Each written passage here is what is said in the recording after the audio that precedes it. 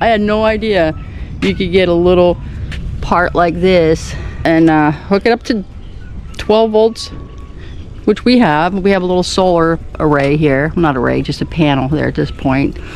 12 volt battery that charges from the solar panel, and we just plug it in right from this switch.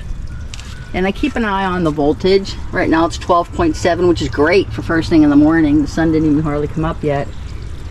So I keep an eye on that. And then I had to add a extension hose because I'm getting towards the bottom and spread out the water farther into the yard. Too bad I couldn't have saved out water because it's a drought here. But anyway, off it goes, and it's somewhat flooding the side, but it'll not drain, whatever the word is. Absorb, there you go, absorb. So as I mentioned yesterday, the first thing I need to do now is walk through this, trying to get it at least to knee level, pull out that light and see how big of an issue that's going to be. Hopefully it won't be a big issue.